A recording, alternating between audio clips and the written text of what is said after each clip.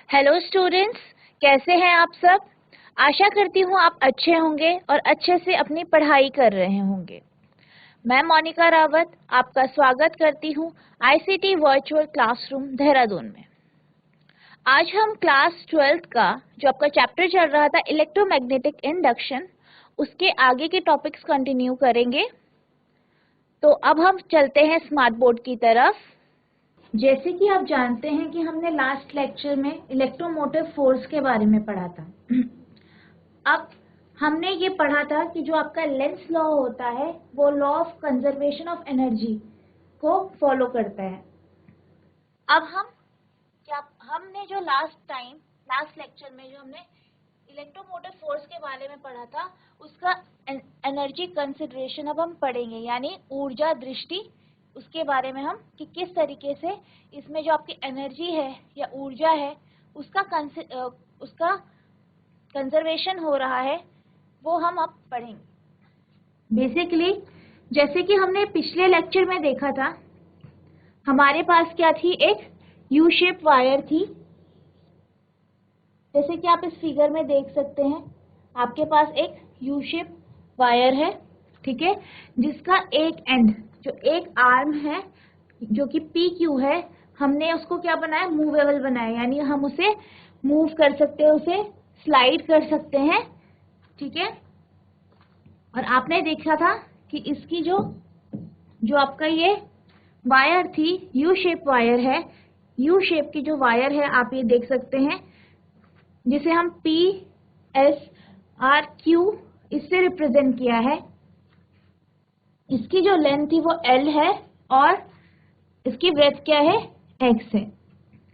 तो हमने last lecture में ये पढ़ा था कि बेसिकली ई या फिर हम कह सकते हैं ईएमएफ, इसकी वैल्यू इस जो हमारा इलेक्ट्रोमोटिव फोर्स है वो बेसिकली इस केस में, यानी जब हम किसी एक आर्म को मूव कर रहे हैं, ठीक है, जब हम किसी एक आर्म को मूव कर रहे हैं मैग्नेटिक फील्ड में, तो उसमें जो आपकी करंट यानी धारा जो है वो जो उसमें से फ्लो करेगी, ठीक है, उसकी वैल्यू क्या होगी, ये हमने पढ़ा था। अब हम पढ़ रहे हैं एनर्जी कंसिडरेशन के बारे में।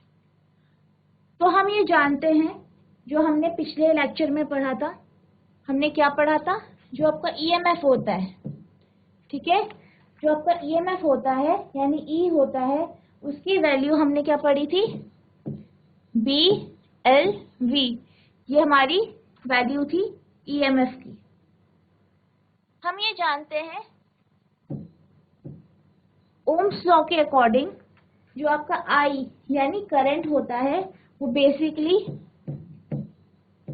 ई अपॉन आर के equal to E upon R के बराबर होता है, जहाँ पे आपका ई जो है वो इलेक्ट्रोमोटिव फोर्स है और जो आपका आर है वो क्या है, रेजिस्टेंस है। तो अब आप इसमें इसकी वैल्यू रख देंगे, तो आपके पास आई की जो वैल्यू आएगी वो B L V upon R आएगी, आर यानी रेजिस्टेंस। अब हमें ये पता है कि जो आपका फोर्स होता है, बेसिकली आपका जो फोर्स होता है उसका फॉर्मूला क्या होता है, B I L sine theta, ठीक है, B I L sine theta. अब इस केस में हम ये जानते हैं कि जो आपका B है, जैसे कि हमने लास्ट लेक्चर में समझा था, यानी जो आपकी मैग्नेटिक फील्ड है वो बेसिकली क्या है, इनवर्ड है, ठीक है, परपेंडिकुलर है और इनवर्ड यानी अंदर की तरफ जो मैग्नेटिक फील्ड है उसकी डायरेक्शन अंदर की तरफ है। और जो आपका I है, ठीक है, यानी जब आप इस आर्म को, जो आपका पी क्यू आर्म है, इसको अंदर की तरफ खींच रहे हो, तो बेसिकली जब हमने इसमें क्या लगाया था, आपका फ्लेमिंग्स राइट हैंड रूल लगाया था, तो हमने ये देखा था कि जो आपका ये आर्म है, पी क्यू जो आर्म है आपका, ठीक है, जो आपका पी क्यू आर्म है, उसमें जो करंट या धारा बह रही है वो बेसिकली डाउनवर्ड या नीचे की तरफ बह रही है, यानी P से Q की तरफ बह रही है। अब हम ये जानते हैं कि जो आपका B है यानी मैग्नेटिक फील्ड जिसे आप कहते हैं, और जो आपका करंट है, ठीक है, जो कि P से Q की तरफ जिसका प्रवाह है, इन दोनों के बीच में 90 डिग्री का एंगल बन रहा है, ठीक है। तो यानी कि इस केस में यानी F इक्वल्स टू BIL में जो आपकी साइन थीटा है, इसमें थीटा की जो वैल्यू होगी वो क्या होगी, 90 डिग्री होगी।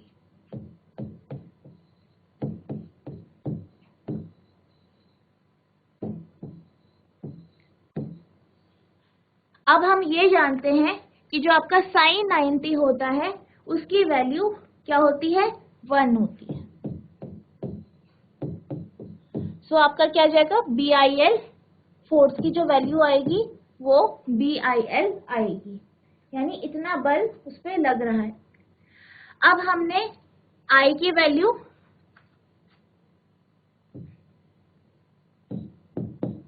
हम इक्वेशन 1 से I की वैल्यू इस पे रख देंगे, तो हमारे पास क्या आ जाएगा,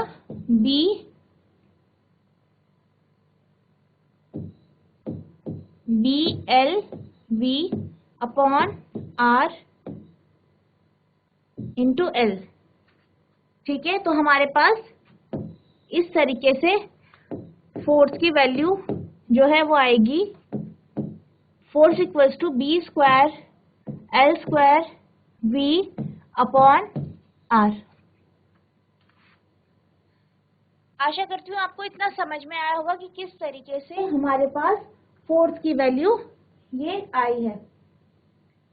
अब हम ये जानते हैं कि जो आपका पावर है, ठीक है, यानी जब आप इस रॉड को मूव कर रहे हैं या इसको स्लाइड कर रहे हैं, इसको हिला रहे हैं, ठीक है, तो जो आपने इसमें पावर लगाई है वो बेसिकली मैकेनिकल एनर्जी है, यानी आपने मैकेनिकल एनर्जी का यूज किया गया है, यानी यांत्रिक ऊर्जा का आपने इसमें प्रयोग किया है। तो बेसिकली जो आपकी मैकेनिकल एनर्जी होगी वो FV होती है। अब हम क्या करेंगे, जो हमारे पास ये इक्वेशन सेकेंड आई है, क्या आई है, इक्वेशन जो सेकेंड आई है, इसमें जो F की वैल्यू है यानी फोर्स की जो वैल्यू है वो हम यहाँ पे रख देंगे। तो हमारे पास ये कुछ इस तरीके से हमारी जो इक्वेशन है वो इस तरीके से बन जाएगी, यानी कि जो आपका मैकेनिकल पावर है यानी यांत्रिक ऊर्जा की वजह से जो आपको जो पावर है वो बेसिकली क्या आएगी, B square L square V square upon R। तो ये आपकी मैकेनिकल पावर की वैल्यू आ गई है।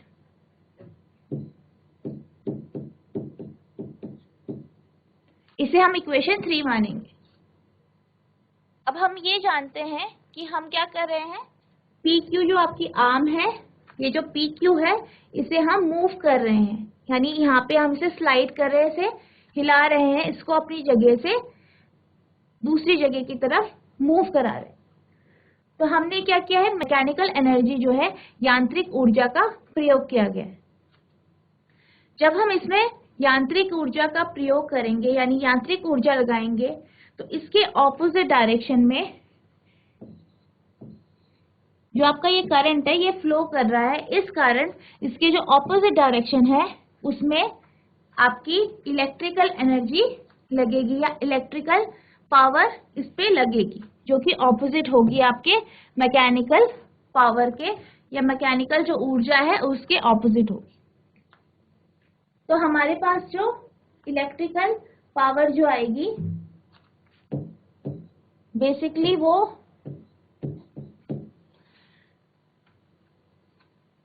आप जानते हैं P equals to I R होता है, ठीक है, आपका P equals to I R होता है।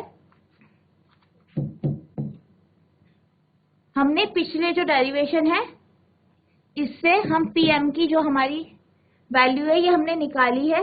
अब हम क्या करेंगे, जो हमने यहाँ से जो I की वैल्यू जो हमने यहाँ पे निकाली थी, यानी आप देख सकते हैं इक्वेशन 1, इसको हम सब्स्टिट्यूट करेंगे इस फॉर्मूले में। सब्स्टिट्यूटिंग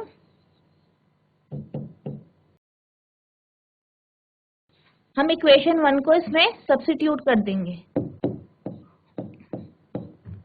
तो आपके पास जो इलेक्ट्रिकल पावर है उसकी वैल्यू आ जाएगी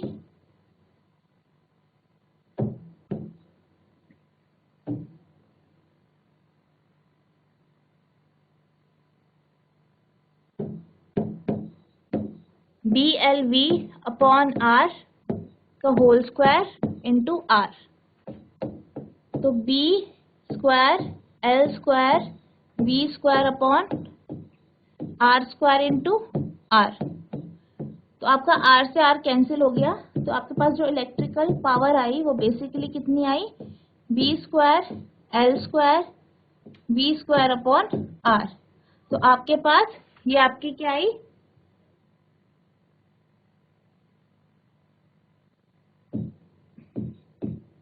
आपके पास ये इलेक्ट्रिकल पावर आई।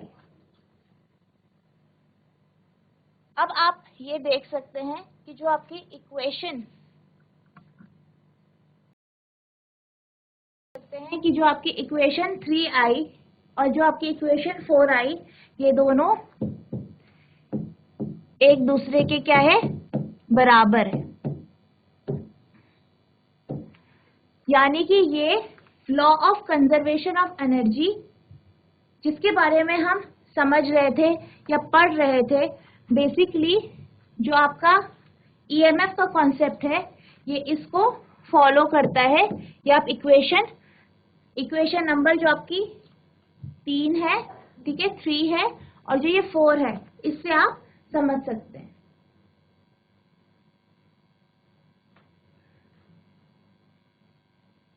अब हम ये जानते हैं जो आपका फैराडे का लॉ है,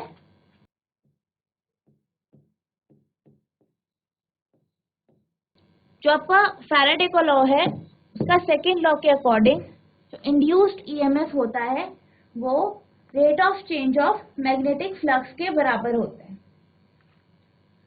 और आप ये जानते हैं ओम्स लॉ से कि जो आपका इंड्यूस्ड ईएमएफ होगा वो करंट इनटू रेजिस्टेंस के बराबर होगा।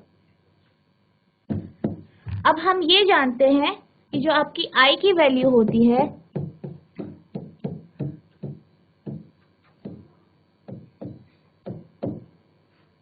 हम करंट को बेसिकली जो आपका I है वो करंट है। करंट क्या होता है, जो आपका फ्लो ऑफ इलेक्ट्रॉन या फ्लो ऑफ चार्जेस से आप उसे रिप्रेजेंट करते हैं।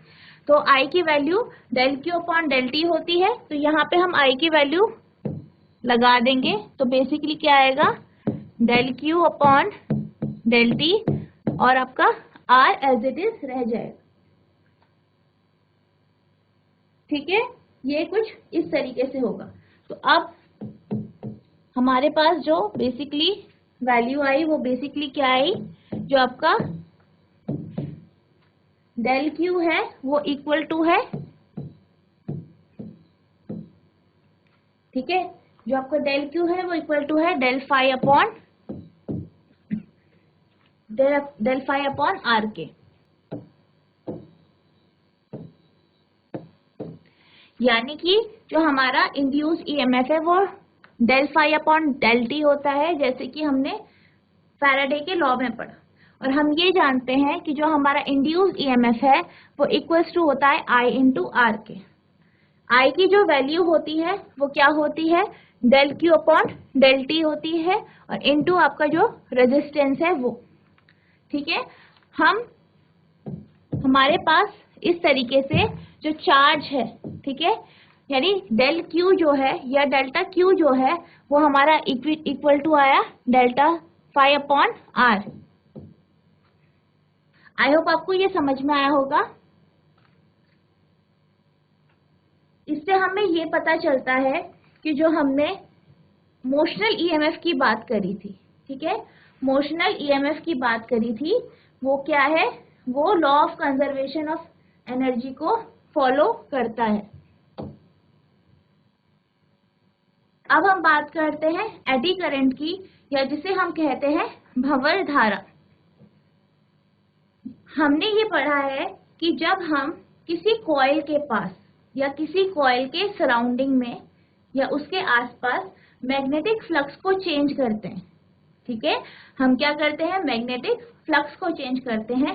आप ये जानते हैं कि हम मैग्नेटिक फ्लक्स को किस तरीके से चेंज कर सकते हैं, जो आपका मैग्नेट है उसको मूव करा के, या फिर अगर आपने किसी करंट कैरिंग कॉइल को यूज किया है, यानी किसी करंट कैरिंग कंडक्टर को यूज किया है, उसको अगर हम उसके पास मूव कराएं, ठीक है, उससे क्या होगा, आपकी जो चुंबकीय फ्लक्स है या मैग्नेटिक फ्लक्स है उसमें चेंजेस आएंगे, यानी उसमें परिवर्तन आएंगे, जिस कारण आपका जो कॉइल है, ठीक है, जो आपका कॉइल है उसमें क्या होगा, उसमें आपका करंट जो होगा वो उत्पन्न होगा, या आप कह सकते हैं जो इंड्यूस्ड करंट है या प्रेरित धाराएं हैं वो उत्पन्न होंगी। अगर हम इसी तरीके से, जैसे कि हमने किसी कॉइल में किया है, इसी तरीके से अगर हम किसी बल्क पीस, यानी जो आपके स्थूल टुकड़े होते हैं या बड़े बड़े जो टुकड़े होते हैं आपके मैटर के, ठीक है, किसी मटेरियल के, जैसे कि किसी आयरन के, जो बड़े बड़े कंडक्टर के जो टुकड़े होते हैं, यानी चालक के जो टुकड़े होते हैं, अगर हम उसके सराउंडिंग में मैग्नेटिक फील्ड या चुंबकीय फ्लक्स को चेंज करवाएं या उसे परिवर्तित करवाएं या चेंज करवाएं, तो क्या होगा, हम ये देखेंगे कि जिस तरीके से एक जो कॉइल होती है उसमें जब हम मैग्नेटिक फ्लक्स या चुंबकीय फ्लक्स को चेंज करते हैं, ठीक है, उसकी क्वांटिटी को हम चेंज करते हैं या परिवर्तित करते हैं, तो क्या होता है, जिस तरीके से उस कॉइल में क्या होता है, आपका करंट इंड्यूस होता है, यानी प्रेरित धाराएं उत्पन्न होती हैं, उसी तरीके से या उसी प्रकार से जो आपके स्थूल टुकड़े होते हैं, यानी जो आपके बल्क पीसेस होते हैं कंडक्टर के, जो बड़े बड़े चालकों के जो स्थूल टुकड़े या बड़े बड़े जो टुकड़े होते हैं, पीसेस होते हैं, उनमें भी करंट उत्पन्न होता है, यानी प्रेरित धाराएं जो हैं वो उत्पन्न होती हैं। ठीक है, तो जो ये बड़े बड़े जो पीसेस हैं या फिर जो स्थूल टुकड़े हैं, जिनमें आपका फ्लक्स को चेंज करके, यानी चुंबकीय फ्लक्स को जो आप चेंज करते हो, मैग्नेटिक फ्लक्स को चेंज करते हो, तो उसमें जो ये प्रेरित धाराएं जो ये उत्पन्न होती हैं, इनको हम एडी करंट कहते हैं। आशा करती हूँ आपको समझ में आया होगा कि बेसिकली एडी करंट या भंवर धारा होती क्या है। ये जो होती है ये हमें स्थूल टुकड़ों में जो करंट मिलती है उनको हम कहते हैं।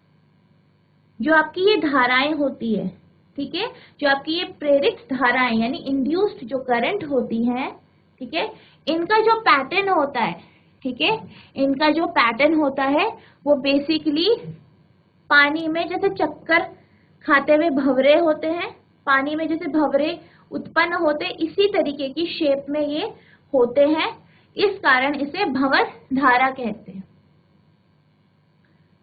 ठीक है, आशा करती हूँ आपको ये समझ में आया होगा कि एडी करंट बेसिकली होता क्या है और कहाँ ये उत्पन्न होता है।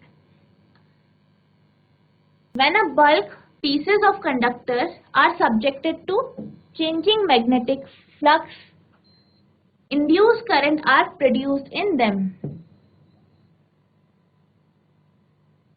Their flow patterns resemble swirling eddies in water.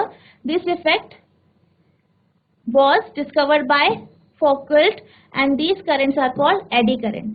यानी जब हम जो आपके चालक होते हैं, ठीक है, जो चालक के जो स्थूल टुकड़े होते हैं, उसमें अगर हम चेंजिंग मैग्नेटिक फ्लक्स यानी परिवर्तनशील चुंबकीय फ्लक्स जो होता है आपका, उसको हम उसका प्रभाव डालते हैं, उसका प्रभाव उसमें रखते हैं, तो जो हमें इंड्यूस्ड करंट यानी जो हमें प्रेरित धाराएं वहां पे मिलती है, ठीक है, वहां पे जो प्रेरित धाराएं उत्पन्न होती है, उनके जो प्रभाव पैटर्न होता है, यानी उनका जो फ्लो का जो पैटर्न होता है, ठीक है, जो उनके फ्लो का जो पैटर्न होता है कि किस तरीके से वो फ्लो कर रहे हैं, किस तरीके से उनका प्रवाह हो रहा है, वो किसके जैसा होता है, पानी में चक्कर खाते हुए भंवरों की तरह हमें मिलता है। ठीक है, और जो ये हमारा जो ये प्रवाह है या ये जो प्रभाव है वो किसने खोजा है? फौकॉल्ट ने। ठीक है, फौकॉल्ट ने इसको खोजा था। फौकॉल्ट एक क्या थे? फिजिसिस्ट थे, यानी भौतिकविद थे। ठीक है, इन्होंने इन धाराओं को क्या कहा? भंवर धाराएं। यानी कि जो आपकी भंवर धाराएं होती हैं बेसिकली वो स्थूल टुकड़े या आप कह सकते हैं कंडक्टर के जो बड़े बड़े पीसेस होते हैं, बड़े बड़े टुकड़े जो होते हैं, उसमें जो मैग्नेटिक फ्लक्स या चुंबकीय जो फ्लक्स होता है उसके चेंज होने से उसमें उत्पन्न होते हैं। और ये किसके फॉर्म में होते हैं? एडीज की फॉर्म में होते हैं, यानी प्रेरित धाराओं के तरह ये उत्पन्न ये जो प्रेरित धाराएं हैं ये बेसिकली पानी में जो चक्कर खाते हुए भंवरे होते हैं, जो पानी में भंवरों की तरह ये उत्पन्न होते हैं, इस कारण इन्हें भंवर धाराएं कहते हैं। जैसे कि आप यहाँ पे फिगर में देख सकते हैं, आप इस फिगर में देख सकते हैं कि आपके पास एक ये कॉइल है। ठीक है, कॉइल है जिससे आपने क्या किया है? करंट फ्लो करवाया है। ठीक है, आपने क्या किया है? इससे करंट फ्लो करवाया है और इस करंट के फ्लो होने की वजह से इलेक्ट्रोमैग्नेटिक फील्ड जनरेट हुई है, या आप कह सकते हैं मैग्नेटिक फील्ड जनरेट हुई है, जिस कारण आप देख सकते हैं जो आपके पास ये बल्क पीस है या स्थूल टुकड़ा है चालक का, उसमें क्या हुआ है? एडी करंट जो हुआ है, एडी करंट जो है वो प्रोड्यूस हुआ है। ठीक है, यानी उत्पन्न हुआ है। आप इस फिगर से इसको समझ सकते हैं। अब जो आपका ये एडी करंट है बेसिकली ये किस तरीके से वर्क करता है या किस तरीके से ये उत्पन्न होता है, हम एक प्रैक्टिकल या एक एक्टिविटी के से समझेंगे। हमें क्या करना है? कॉपर की प्लेट्स लेनी है।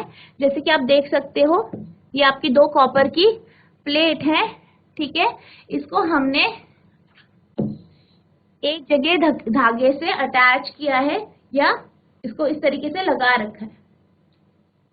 और आपको सबसे पहले क्या करना है? सिंपली इसी तरीके से सिंपल, यानी आपको मैग्नेट नहीं रखने हैं, ऐसे ही इसको लटका के रखना है और इसको क्या करना है? हिलने देना है। तो आप जब इसे हिलाओगे तो बेसिकली ये इस तरीके से हिलेगा और धीरे धीरे करके आप जानते हो इस पे क्या रेजिस्टेंस लगेगा एयर का, और धीरे धीरे करके ये अपनी जो इसकी नॉर्मल पोजीशन है उस पे ये आ जाएगा कुछ इस तरीके से यहाँ पे। ठीक है, अब आपको क्या करना है? जैसे कि आप फिगर में देख सकते हैं, आपको इन मैग्नेट्स को इस तरीके से इन चुंबकों को लगा देना है, ताकि जो इसका साउथ पोल है यानी दक्षिणी ध्रुव वो इस तरीके से लगा हो और नॉर्थ पोल यानी कि उत्तरी ध्रुव इस तरीके से आपको एडजस्ट करना है। और जो ये आपकी कॉपर की जो ये प्लेट्स हैं इसको इनके बीच इस तरीके से रखना है। फिर आपको क्या करना है? जो आपका ये कॉपर प्लेट्स है जो कि एक स्ट्रिंग के माध्यम से यहाँ पे आपने इसको ज्वाइन किया है, इसको आपको हिलाना है, यानी आप इसे खींचोगे। ठीक है, आपको इस तरफ इसको इस तरीके से खींचना है और ये इस तरीके से यहाँ पे मूव करेगा, यानी इन 2 मैग्नेट के बीच में ये मूव करेगा। अब आप ये जानते हो कि जो आपकी ये कॉपर प्लेट है ये यहाँ पे इस तरीके से मूव करेगी। तो बेसिकली क्या होगा, जब ये कॉपर प्लेट जो ये मैग्नेटिक फील्ड है, आपने इन्हें मैग्नेट के बीच में रखा है, तो आपको पता है यहाँ पे मैग्नेटिक फील्ड होगी। क्या होगी? यहाँ पे आपकी मैग्नेटिक फील्ड होगी। ठीक है, आपकी यहाँ पे क्या होगी? मैग्नेटिक फील्ड होगी। तो जब ये कॉपर प्लेट इस मैग्नेटिक फील्ड से बाहर जाएगी, ठीक है, यानी जो इस पे चुंबकीय जो आपका फ्लक्स है, ठीक है, जो चुंबकीय फ्लक्स है उसका जो प्रभाव है इस जो आपकी ये कॉपर की प्लेट है, जैसे ही ये इस मैग्नेटिक फील्ड से बाहर जाएगी, इस पे चुंबकीय जो फ्लक्स है उसका प्रभाव कम हो जाएगा। धीरे धीरे करके कम होगा। अब आप जानते हैं कि लेंस लॉ के अकॉर्डिंग, आपने पढ़ा है लेंस लॉ।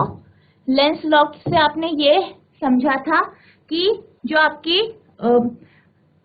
जो मैग्नेटिक फ्लक्स होता है, जिस कारण करंट या ईएमएफ इंड्यूस होता है किसी कॉइल में, बेसिकली उसका जो वो सिरा होता है वो क्या करता है, वो कोशिश करता है कि यानी कि जो आपका मैग्नेटिक फ्लक्स है उसके वो विपरीत काम करे, यानी जिस वजह से वो उत्पन्न हुआ है ईएमएफ, वो उसको ऑपोजिट या उल्टा करने की कोशिश करता है। सिमिलरली क्या होता है, जब आप कॉपर की प्लेट जब इस मैग्नेटिक फील्ड से बाहर जाती है, यानी जो यहाँ पे ईएमएफ, जो यहाँ पे आपका मैग्नेटिक फील्ड जो इस प्लेट पे लगेगा वो बेसिकली कम होता जाएगा। अब क्योंकि इसमें जो मैग्नेटिक फील्ड कम हुआ है, तो जो इसमें ईएमएफ प्रोड्यूस होगा वो उसके ऑपोजिट डायरेक्शन में, यानी इसके ऑपोजिट डायरेक्शन में, यानी अगर आप कहें कि यहाँ पे वो क्या करेगा, एक साउथ पोल जनरेट करने की कोशिश करेगा। बेसिकली वो इसलिए ऐसा करेगा क्योंकि जो प्लेट है जब वो मैग्नेटिक फील्ड से बाहर जा रही है, ठीक है, तो जब वो मैग्नेटिक फील्ड से बाहर जा रही है तो जो आपका मैग्नेटिक फ्लक्स है या चुंबकीय फ्लक्स है उसका प्रभाव कम हो रहा है, ठीक है, क्योंकि वो उससे दूर जा रही है। और लेंस लॉ के अकॉर्डिंग जो इसमें ईएमएफ प्रोड्यूस होगा वो जो ये, यानी कि इसका जो डिक्रीज हो रहा है, जो इफेक्ट मैग्नेटिक जो फ्लक्स है वो डिक्रीज हो रहा है, उसके विपरीत काम करेगा, यानी जो आपका ईएमएफ इंड्यूस होगा वो चाहेगा कि यहाँ पे जो मैग्नेटिक फ्लक्स कम हो रहा है वो बढ़ने लग जाए। तो इस मैग्नेटिक फ्लक्स या चुंबकीय जो फ्लक्स है उसको बढ़ाने के लिए यहाँ पे आपका प्लेट पे साउथ पोल या दक्षिण ध्रुव इंड्यूस हो जाएगा, ताकि जो आपका ये साउथ है, ठीक है, जो आपका यहाँ पे साउथ पोल होगा वो इस नॉर्थ पोल की तरफ या इन मैग्नेट्स की तरफ अट्रैक्ट हो जाए। इसी तरीके से क्या होगा, जब ये प्लेट्स बीच में आ जाएगी, यानी कि इस पोजीशन में आ जाएगी, यहाँ पे मैग्नेटिक फील्ड धीरे धीरे करके बढ़ेगी, यानी जो आपका चुंबकीय फ्लक्स है या मैग्नेटिक फ्लक्स है वो बढ़ेगा, और जो आपकी प्लेट है वो चाहेगी, जो उसमें ईएमएफ इंड्यूस हो रहा है वो चाहेगा कि जो मैग्नेटिक फ्लक्स है वो धीरे धीरे करके कम होता जाए। तो क्या होगा, यहाँ पे वो आपका सेम पोल क्रिएट करेगा, यानी जो पोल आपका यहाँ पे नॉर्थ पोल आपको दिख सकता है, उसी तरीके से यहाँ पे करंट फ्लो होगा उसी डायरेक्शन में, यानी एंटी क्लॉकवाइज। और उसी तरीके से इस प्लेट के जो पीछे वाला हिस्सा है, ठीक है, जो इस प्लेट का पीछे वाला हिस्सा है वो वहां पे साउथ पोल जनरेट कर देगा, ताकि आप जानते हैं कि जब एक जैसे ध्रुव या सेम जो पोल्स होते हैं वो एक दूसरे को क्या करते हैं, रिपेल करते हैं, यानी एक दूसरे से दूर भागते हैं। तो जब इस तरीके से ये पोल्स क्रिएट होंगे तो आप ये समझ सकते हैं कि जो ये प्लेट है ये इससे दूर भागने की, यानी जो मैग्नेटिक फ्लक्स है या चुंबकीय फ्लक्स है इसको कम करने की कोशिश करेगा, यानी ये प्लेट इससे दूर भागेगा। जो ये पूरा प्रोसेस होगा, ठीक है, जो ये पूरा प्रोसेस होगा इसमें क्या होगा, जो आपकी ये प्लेट है ये फटाफट अपनी मेन पोजीशन में, यानी यहाँ पे पहुंच जाएगी। जो इसकी ये प्रोसेस होती है जिसमें इसकी जो ये ऑसिलेशन है, ये, ठीक है, जो ऑसिलेशन है या ऑसिलेटरी मोशन है, दोलन गति है, वो धीरे धीरे कम होते होते अपनी मेन पोजीशन में आ जाती है। इस प्रोसेस को हम डैम्पिंग कहते हैं। इस तरीके से एडी करंट जनरेट होता है, ठीक है, या प्रोड्यूस होता है, उत्पन्न होता है। इससे क्या होता है, इससे हीट एनर्जी जो होती है निकलती है, यानी हीट आपकी निकलती है, ऊष्मा आपकी निकलती है। आई होप आपको ये समझ में आया होगा। और दूसरा इसका डैम्पिंग का, जो हमने इसमें देखा कि डैम्प ये कर लेता है, ये भी इसकी एक नेगेटिव प्रॉपर्टी है। अब इसको कम करने के लिए हम इसके बीच में क्या करेंगे, स्लिट्स कट करेंगे। आप देख सकते हो इन जो कॉपर प्लेट्स है इसमें हमने स्लॉट्स कट करे हैं, स्लिट्स कट करे हैं। तो बेसिकली अब जब आप स्लिट्स इसमें कट कर दोगे तो क्या होगा, जैसे कि आप जानते हो कि जब हमने पहला एक्टिविटी देखा, कि जो पहली एक्टिविटी थी वो देखी, उसमें जो आपकी कॉपर प्लेट है वो उसका एरिया काफी बड़ा है, ठीक है। तो उसमें जो एडी करंट है वो प्रोड्यूस होंगे, तो उसका इफेक्ट काफी ज्यादा होगा। लेकिन जब हम इसको इस तरीके से, ठीक है, स्लॉट्स पे काट देते हैं या फिर इसको इस तरीके से कट कर देते हैं, तो क्या होता है, जो आपका एडी करंट या भंवर धारा है उसका जो इफेक्ट है, यानी जो उसका प्रभाव है वो क्या होगा, कम हो जाएगा। जिस कारण आपको इस तरीके से डैम्पिंग या हीट का प्रोडक्शन जो है वो आपको, ठीक है, नहीं दिखेगा। इसको हम इस तरीके से भी कर सकते हैं कि हम प्लेट्स लें, छोटी छोटी प्लेट्स लें और उसके बीच में जो आपका इंसुलेटर होता है, ठीक है, उसको बीच में लगा दें। इस तरीके से भी हम जो एडी करंट है उसका जो प्रभाव है उसको हम कम कर सकते हैं। अब हम बात करते हैं, ये तो हमने बात करी एडी करंट की और उसके जो भी आपके इफेक्ट्स हैं, नेगेटिव इफेक्ट्स हैं, उनकी हमने बात करी। अब हम इसके कुछ एप्लीकेशंस देख लेते हैं, यानी इसका जो हम इसका प्रयोग हम किस तरीके से कर सकते हैं। बेसिकली पहला आपका है मैग्नेटिक ब्रेकिंग इन ट्रेन्स, यानी जो आपकी रेलगाड़ी होती है उसमें जो चुंबकीय ब्रेक होती है उसमें हम एडी करंट का यूज करते हैं, ठीक है। बेसिकली ये आपकी बुलेट ट्रेन वगैरह में यूज होता है। दूसरा आपका इलेक्ट्रोमैग्नेटिक डैम्पिंग, यानी विद्युत चुंबकीय अवमंदन, जो हमने अभी देखा डैम्पिंग प्रोसेस, ठीक है, इसमें भी इसका यूज होता है। जैसे कि हमने एक एक्टिविटी में अभी देखा, आपका इंडक्शन फर्नेस या प्रेरण भट्टी, या जिसे आप इंडक्शन कुकर या इंडक्शन स्टोव कहते हैं, उसमें भी आपका जो होता है, आपका ये जो एडी करंट है इसका यूज होता है। बेसिकली हम ये जानते हैं कि जो आपका एडी करंट होता है वो क्या करता है, हीट प्रोड्यूस करता है, ठीक है, वो ऊष्मा का उत्पन्न करता है, हीट को वो प्रोड्यूस करता है। तो बेसिकली जब आप हीट का जो प्रोडक्शन होता है इसमें उसका यूज किया जाता है, ठीक है, उसका इसमें यूज किया जाता है। जैसे कि आप इस फिगर में देख सकते हैं, ये क्या है आपका, ये आपका इंडक्शन फर्नेस है।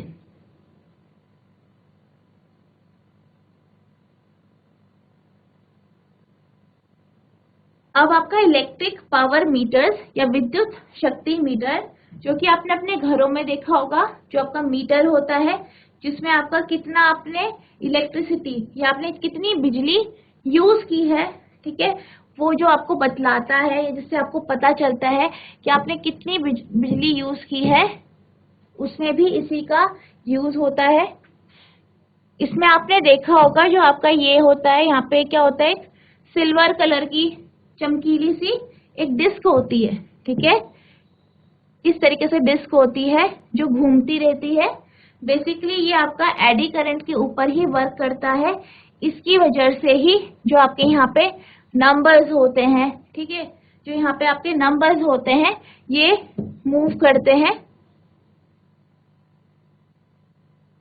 तो आपका जो इलेक्ट्रिक पावर मीटर होता है इसमें भी हम एडी करंट का यूज करते हैं।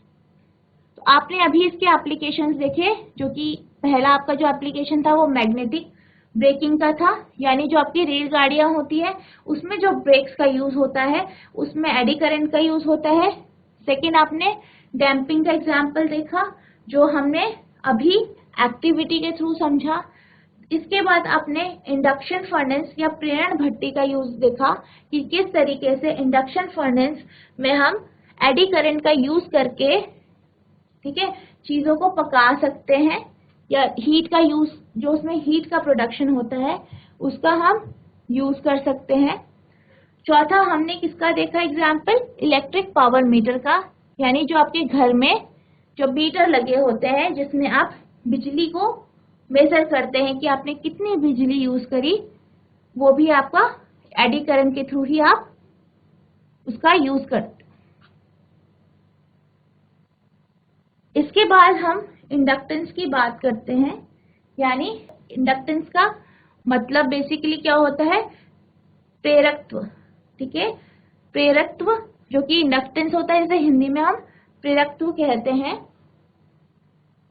इंडक्शन बेसिकली टेंडेंसी होती है किसी भी इलेक्ट्रिक कंडक्टर की, यानी जो आपका चालक होता है उसकी एक टेंडेंसी होती है कि वो चेंज को अपोज करता है, यानी जो बदलाव हो रहा है उसको अपोज करता है, ठीक है, उसको अपोज करता है।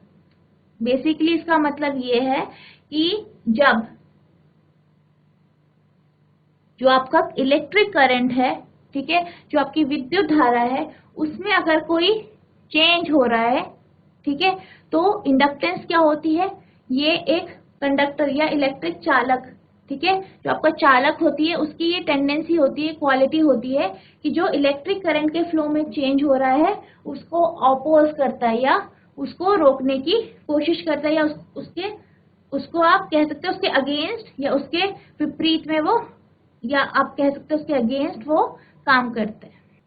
तो जो आपका इंडक्टेंस होता है यानी प्रेरकत्व होता है, inductance is the tendency of an electrical conductor to oppose a change in the electric current flowing through it, यानी कि ये क्या होती है, एक इलेक्ट्रिक कंडक्टर की टेंडेंसी होती है, ठीक है, एक कंडक्टर की जो होती है ये क्या होती है, टेंडेंसी होती है, ये क्वालिटी होती है, उसकी एक विशेषता होती है या उसकी एक प्रॉपर्टी है जिसकी वजह से ये जो आपका इलेक्ट्रिक करंट में या इलेक्ट्रिक करंट जो आपका विद्युत धारा है उसके प्रवाह में जो चेंज हो रहा है, ठीक है, जो बदलाव हो रहा है उसको अपोज करता है, ठीक है।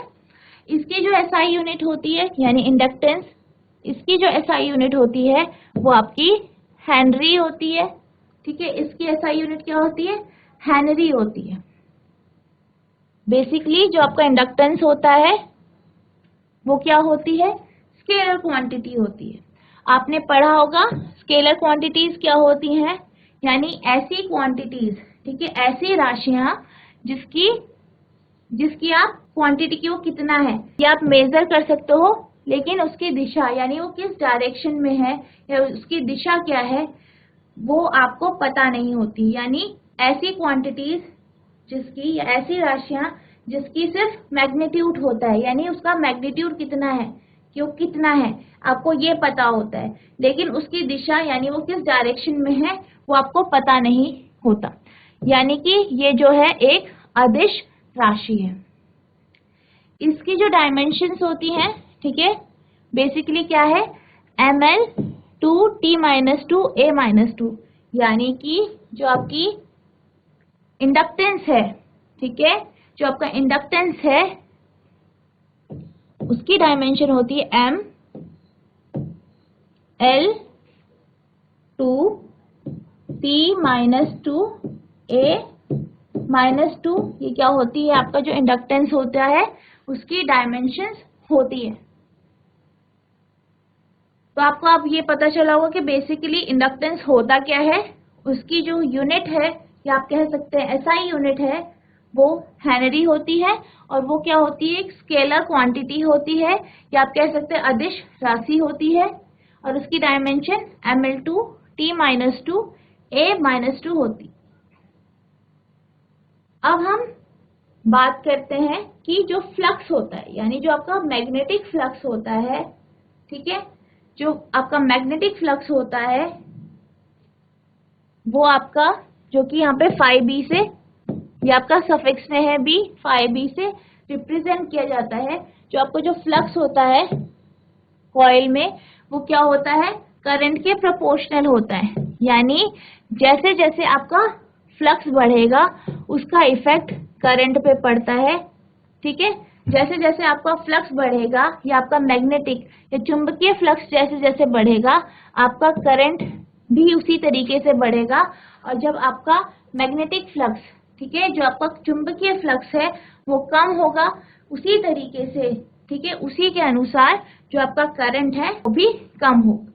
फ्लक्स लिंकेज यानी जो फ्लक्स बंधता है वो is used which is equal to n phi b for a closely wounded coil in such a case। यानी कि जब हम, यानी जो फ्लक्स है वो अगर आप कॉइल से एसोसिएट करते हो, यानी आप ये कह रहे हो कि मैग्नेटिक फ्लक्स कॉइल किस तरीके से मैग्नेटिक फ्लक्स प्रोड्यूस कर रहा है, बेसिकली वो उसके एन यानी नंबर ऑफ कॉइल्स पे डिपेंड करता है कि उसके नंबर कितने हैं। ठीक है, तो जो ये आपका इक्वेशन है ये जो है डायरेक्टली प्रोपोर्शनल है आपके करंट यानी आई से। जो इसमें कांस्टेंट ऑफ प्रोपोर्शनैलिटी होती है, ठीक है, यानी समानुपातिक स्थिरांक, जो आपकी समानुपातिक स्थिरांक है वो बेसिकली क्या होती है, उसको हम इंडक्टेंस या प्रेरकत्व कहते हैं। आई होप आपको ये टॉपिक समझ में आया होगा कि इंडक्टेंस होता क्या है। बच्चों, आशा करती हूँ जो मैंने आपको आज पढ़ाया वो आपको अच्छे से समझ में आया होगा। आप इसे रिवाइज कीजिएगा।